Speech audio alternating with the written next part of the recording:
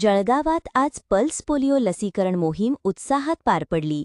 शासकीय वैद्यकीय महाविद्यालय व रुग्णालयाच्या वतीने आयोजित या मोहिमेत लहान बालकांना पोलिओचे 2 थेंब देऊन त्यांचे संरक्षण करण्यात आले.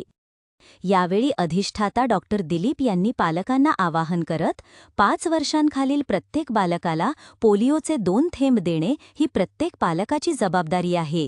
पोलिओमुक्त भारताचे स्वप्न साकार करण्यासाठी सर्वांनी या मोहिमेत सक्रिय सहभाग घ्यावा असे सांगितले.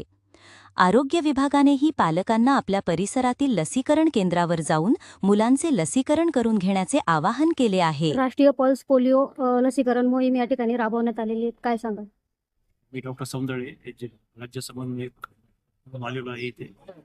आज इथे 28 जून रोजी जिल्हा शल्य चिकित्सा कार्यालय व वैद्यकीय महाविद्यालय यांच्या संयुक्त विद्यमाने पल्स पोलिओ मोहिमेची सुरुवात करण्यात आलेली आहे व सध्या इथे उपस्थित जेवढे बालक होते त्या बालकांना आपण पोलिओचे 2 थेंब पोलिओचा डोस पाजलेले आहेत. मी सगळ्यांना आवाहन करतो की सध्या या हॉस्पिटलमध्ये जेवढे काही बालकं जन्माला आले असतील आणि जे काही ॲडमिट असतील या सगळ्या बालकांना आपण पल्स पोलिओचा डोसेस द्यावेत. तसंच हे पूर्ण जिल्हाभर ही मोहीम चालू असेल. मी सगळ्या कर्मचाऱ्यांना आणि अधिकाऱ्यांना शुभेच्छा देतो. धन्यवाद. नाव काय सर आपलं? मी डॉक्टर दिलीप सौंदळे.